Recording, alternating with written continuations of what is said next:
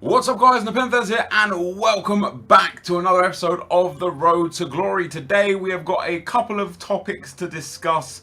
First things first is going to be the news of the UNICEF kit and badge and the way the reward system in Division 10 and 9 works in FIFA 15 and what that could mean for the future of FIFA and how it would affect the game. But also I want to talk about handicap and scripting a little bit. There's been a lot of discussion on the Reddit threads about it over the last few days. I just want to put my 2 cents in and kind of my thoughts and theories on the whole situation. However, this video is only around 19 minutes long, so I don't know if I've got enough time to fully cover both subjects. So we're going to get into it. The gameplay you're going to be seeing, guys, lots of gameplay again today, due to the fact that I'm still, as per yesterday's video, rotating between divisions and the MLS Cup. I won the MLS Cup in the last episode, won the pack. We got a jumbo gold pack. Nothing too crazy in it, but not too bad. So we're going to be entering it again this time around, trying to win it. But first of all, as we ended on the MLS Cup last time, we have to start on the divisions this time, hoping to get that division title.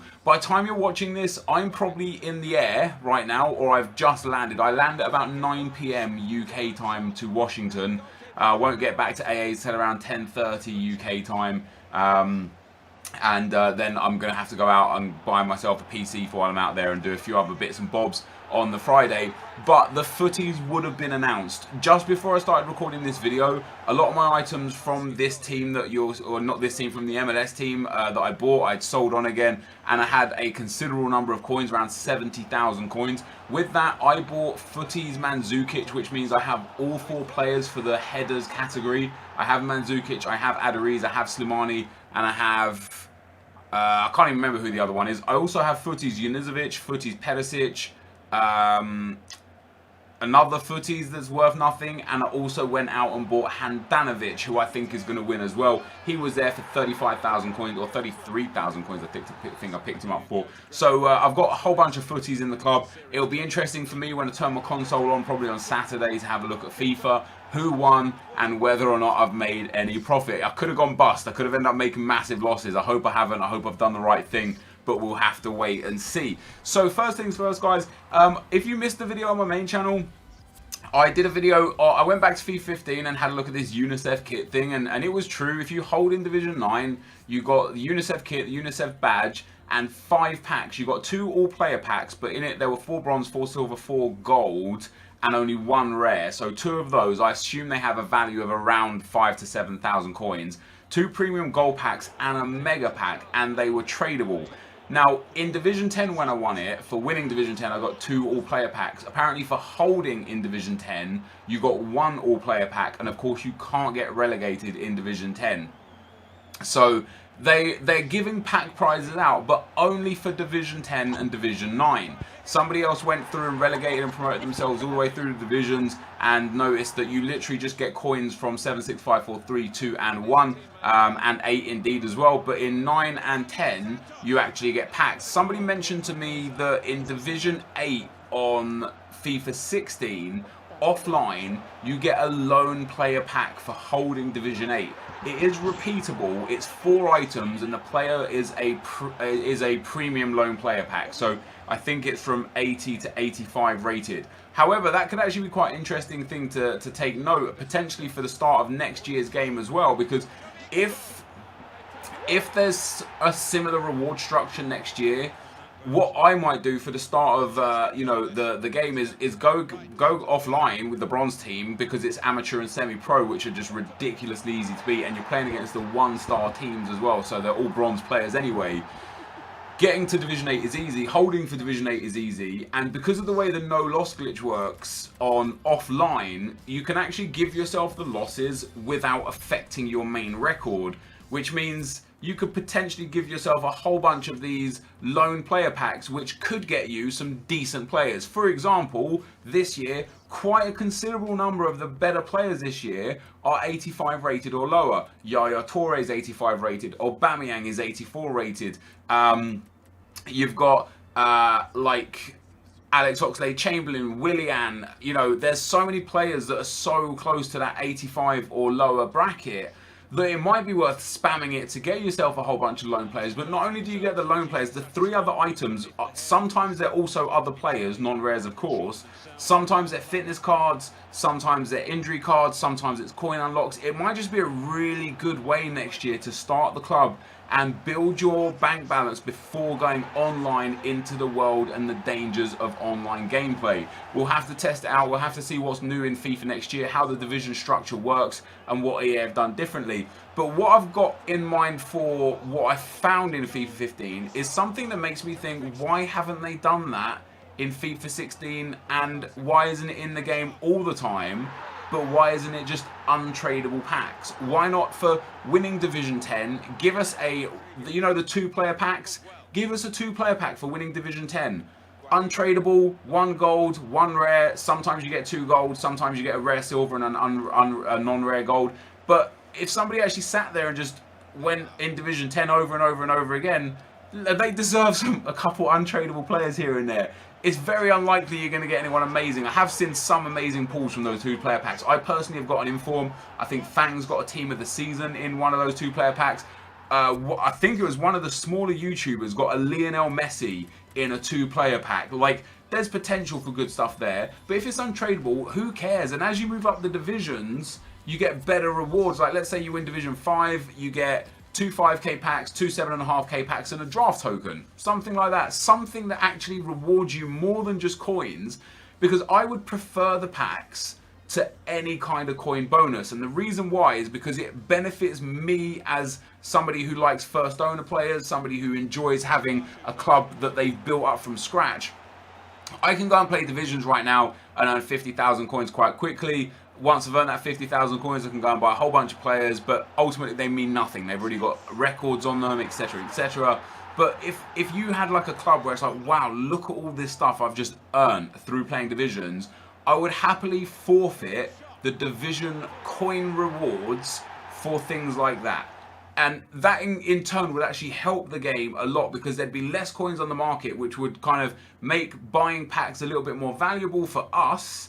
Because then when you bought a pack, a player would actually hold value, which in turn would make it better for EA, because more people would actually spend money on packs because of the fact that you get a higher return on your money when you pack something good. There obviously probably are some flaws in what I'm saying, and I'm sure some of you guys in the comment section will point those out, and we could potentially discuss those at a future video. But in general, I think it'd be awesome, even if there is a coin reward, maybe just like a minor coin reward compared to what there is now. Like right now, you get 15,000 coins for winning Division 1. How about 5,000 coins and 2 15k packs? I would prefer that, personally. I would. I don't know about you guys, but for me, I would prefer that. Also, offline, you know, give us more rewards in offline stuff as well. That would be absolutely awesome. I'm going to have to take a drink here. It's hot in this room and my mouth is super dry. There we go. So the other thing I wanted to talk about was scripting and handicap. And there's obviously been backs and forths. People like claim scripting exists. Some people claim it doesn't. EA have said it doesn't. There's been things in the game that make people think that it was there. Like the chemistry issue was a big thing that would have caused people to assume the glitch was there. But something that I wrote on Reddit today that I really want to point out to you guys, and I'm actually going to get the post up exactly, because I want to give you guys the exact specifics of what I said and why it's important, as to why certain people don't know why the informs don't feel good, right? So we're looking at like first informs right now. So let's take 84 Aubameyang and 85 Aubameyang's upgraded card, right? So you expect much better things out of Aubameyang's upgraded card, because his regular card goes for 5,500 coins and his first inform goes for 120,000 coins. That's a 2,081% increase in value. For that amount of extra coins, you expect miracles, you expect wonders. But when in reality you look at the total in-game stats, he has 2,020 total in-game stats on his 84 card and only 2,073 total in-game stats on his upgraded card, on his inform, which means that's only a 2.5% increase in his total stats. It's like, that's just not much. It's actually, I think it's actually 0.25%. I might even be wrong there. Like 10% of 2,000 is 200. So yeah, I don't know. Like I used a calculator thing. I think the increase is 2.5%. It might be less than that. It might be 0.25%. But 2.5% would be 25 stats per 100, and it's not that much, which means it's actually a lot less than that. It's a less than 2.5%. Let's get what is 2020 of 273. We'll find out what percent it is. Let me go for another percent calculator. All these like chem stuff and things that I've been doing over the last few months and stuff, it's been hard. What is 2020 a percent of 2073? Okay, I don't even, I'm confused. Somebody in the comment section, you've got this. You guys are at school doing math and stuff. Whilst I'm trying to record a video and not wanting to go off on a tangent, I'm gonna leave it there. I worked out before. And it said, like, the percent calculator that you said 2.5%, but it seems a little illogical because 2.5% would be 25 stats per 1,000. No, that actually makes perfect sense. It's 2.5. What am I doing? What? It's late. I've been recording a load of videos because I'm flying tomorrow. It's been a stressful day. Just give me a break. So in general, you're paying 2,100% increase for 2.5% increase in overall stats. His shooting, his finishing was increased by 3.5%. His shot power by 3.5%. His acceleration and sprint speed by 1%. That's not a lot. That's not a big improvement when you take into consideration what the random number generator is. So what the RNG in gaming is once you get into a position to shoot, with all the combined factors, the game will roll like a random number, and that is what then essentially goes into the machine that says, does this shot hit the target, yes or no? Does it go in, yes or no? That's where it all comes from. So giving yourself that minor boost for that maximum coin amount would really go a long way to kind of giving people an indication as to why first informs, potentially second informs, and even third informs just don't feel better. But when you get it up to the point where you're going to fourth informs, I'm man of the matches, team of the seasons, team of the years, you do notice a difference, and it's very noticeable because there's such massive increases on the players that it's hard not to notice.